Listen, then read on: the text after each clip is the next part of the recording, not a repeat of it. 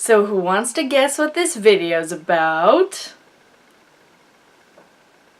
Hey everyone, welcome to Fistful of Feminism! My name is Monica, and today I'm going to talk about the importance of Rose Tico in Star Wars: The Last Jedi. I'm going to preface this entire video with spoilers. So this isn't going to be a review of the film the same way that other reviews have come out, so I'm not going to be talking about every single moment in the film, rather just some of the things that I want to talk about. So just for the record, Mark Hamill did an incredible job in this film. It was so good, but not really going to talk about it very much. All of the actors did a phenomenal job, but I'm just going to point out some of my favorite moments, but really highlighting on Rose Tico, aka Kelly Marie Tran, and why she is the most important thing that has ever happened to Star Wars. Let's just get right into it. The most important thing that I felt about this film was Kelly Marie Tran.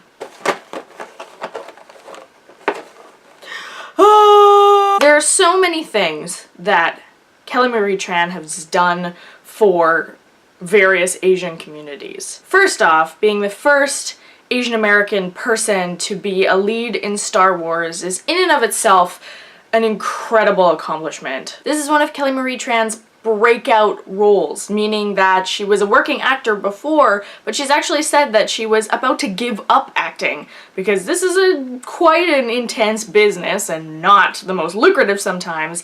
And then she landed the gig in Star Wars, and even before the film began, that was a story that resonated with me so much, that she, against all odds, was able to get this role to portray Rose in this beautiful way and to create a character that was so relatable to so many people. I also want to talk about the multiple heroes within The Last Jedi.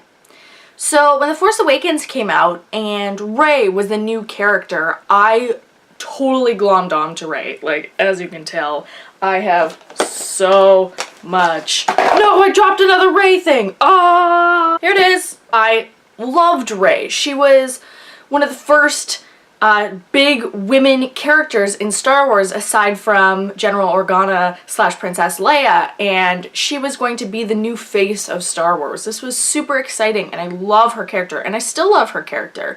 But the thing about her kind of hero in the first movie is that she was really the only hero that I had to glom onto. Yes, I have British heritage, but I am not fully British like Daisy Ridley. So while she was a hero for me and someone that I could relate to, she wasn't me. And I never thought that I would see anyone that was me or made me feel like me in the Star Wars films. Regardless, she was still my hero. But in The Last Jedi, we had so many women who were heroes. At the beginning of the film, when we open with the escape of the rebels and the First Order coming to them, and you're so scared, you have no idea what's going to happen. They're losing so many people. And then you get to the part with the last bomber. The last bomber that is probably not going to go off. One of the rebels has been killed at the top, and the character that you see is named Paige Tico. And she's the only one that can let off all of the bombs. And, surprise to all of us, she's another Asian American woman who is on screen. And I was actually so surprised when I saw this. I saw her and I was like, oh my god, that's not Kelly Marie Tran. They didn't do the whole, like, we'll give you one thing. And that just often happens in films and television, is that, like, you get really excited because there's, like, the first, like, POC someone, but they're usually the only one. Anyway, so Paige Tico is there and almost all hope is lost, and she kicks down the remote and she's able to set off the bombs. And you know the entire time that if she accomplishes this, regardless if she accomplishes this, she's going to die. And this was the first point where I'm getting like teary right now, where I started tearing up in the theater because I had never gotten to see an Asian woman on screen being the hero right at the beginning of the film. And I replay this moment over and over in my head, and I've seen the movie twice now, and I still cry in the theater because it was just such a beautiful moment, and all I wanted to be was her. I wanted to just be as brave as she was, and yeah, maybe not be in a war, but she was fighting on the lines of the rebellion, and she was just, like, has such a special place in my heart. And then, oh my god, and then later you find out that, you actually find out her name, her name is Paige, and she's actually Rose's sister. And this is just such, like, this beautiful arc for these characters, and Rose has to deal with losing her sister and also being thrust into this position where she must do something. She must do everything that she can, even though she's kind of like a background kind of person in the rebellion. She must step up and save the people that she loves. She totally made me feel like I could do anything. Because if she can do anything, then I can do anything. And then in the movie we also had Rey, who was still an amazing hero, learning to be a Jedi and having the best fucking fight in the whole film. The lightsaber battle with Kylo Ren.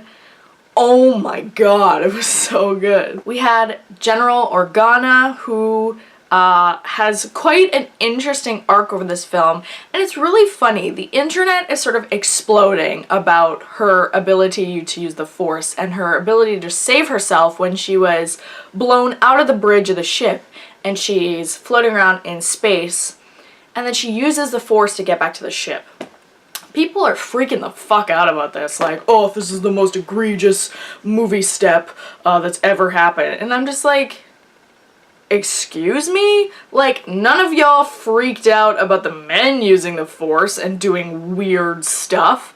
Like, for me, this was such an incredible moment where Leia finally got her time to show that she's just as powerful as the men in her family. Because all of the focus was always on Luke and Han and then her son. So, like, she was just the woman in between. But General Organa in all of the films is such a strong leader, knows what to do. She totally gives it to Poe Dameron when he's being a fucking entitled piece of shit. Like, she knows what she's doing. And I just loved that moment. I, like, almost started clapping in the theater. I was just like, yes, General Organa! I love it, because, hey, you gotta use the Force sometimes. And then we also had Holdo, which the movie does this so cleverly. I totally fell into the whole trap of like, oh, she's the worst. She doesn't know what she's doing. She's gonna be the end of them all. But then it turns out that she has the best plan anyway, and she's gonna save everyone and sacrifice herself. But Poe, being the impulsive, masculine dude that he is, trying to take over at all costs. And Poe learning his lesson in the film was actually a really great moment of the film as well. It was showing that this kind of toxic masculinity in these situations is not going to account for the fact that the rebellion needs to survive. I don't think that Holdo necessarily should have been like there only for Poe's learning of that, and I'll talk about that a little bit later with something that Rowan Ellis brought up. But she was an incredible character and dressed very femme, and her clothing choice, just everything about her was very, very cool. And I liked having the opportunity to change my mind about the character and be like, oh, I was so wrong. She is so cool and has the most badass thing I've ever seen in Star Wars, going to light speed through a ship.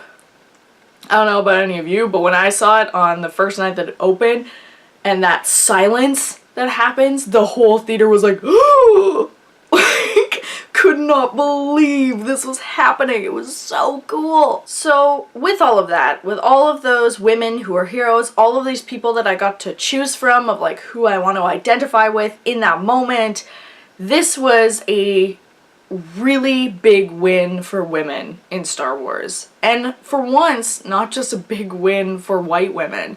Yes, there was more white women than there were women of color in this film, but it seems to be that the Star Wars franchise is just getting better and better with it, and better with representation and understanding how important it is to have different kinds of stories and different kinds of people within their universe. So Kelly Marie Tran is so important to me because she will forever, for the rest of my life, be known as my first big hero in Star Wars. And Kelly Marie Tran is a Vietnamese American, and she speaks about her experiences. She has an Instagram account that shows pictures of her when she's all dressed up and glammed, and then also when she's totally dressed down and feels just like none of this ever happened to her.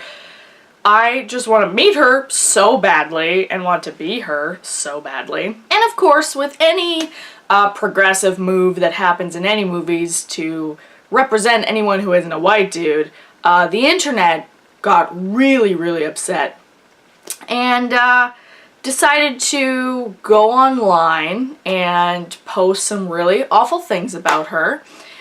Including the ever classic Asian joke of calling her things like Ching Chong.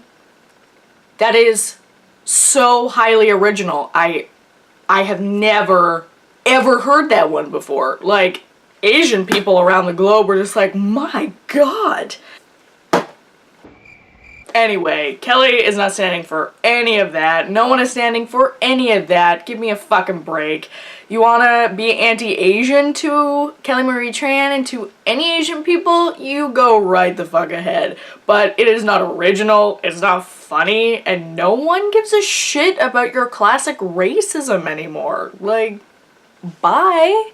Also, after all of this was going on, a comedian who's on Twitter and does some really funny work, Jenny Yang, she posted this tweet saying that 2018 is the year of the round-faced Asian.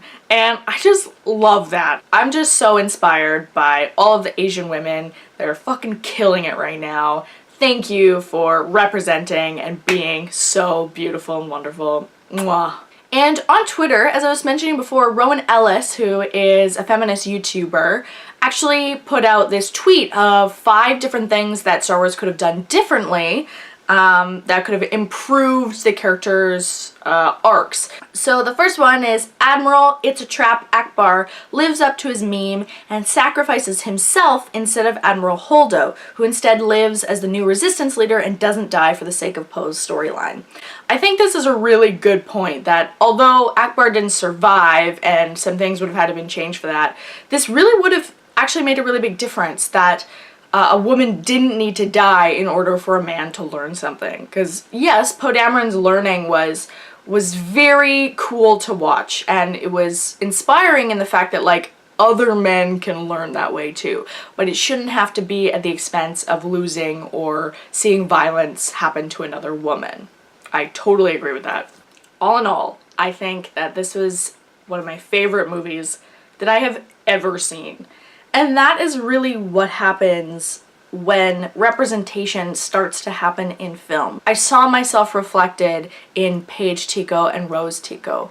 I still saw myself reflected in Rey, but I saw myself better represented by 2 Asian women who are heroes and kicking ass and solving problems and being fucking awesome, and not for the pleasure of dudes. And ultimately this film just rings true for so many reasons. I saw a post, and I'll try and link to it down below, I can't remember, it was a Tumblr post, but a post equating the First Order not to the Nazis but to neo-Nazis. So the fear that we're facing today of young men who are idealizing the past of how the Nazis accomplished things and are now trying to recreate that in new and bigger, awful, horrible ways.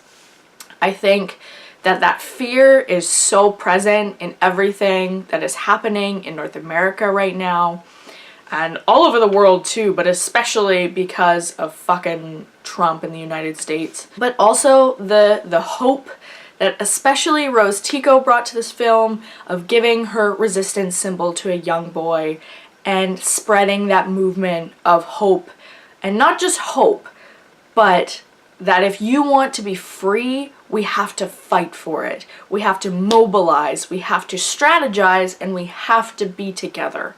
I left this film in tears, yes, but I actually went home and just cried myself to sleep because I'd never seen something that was so pertinent to how I feel in this moment right now in my life. So this is why I think that Kelly Marie Tran / Rose Tico is so important.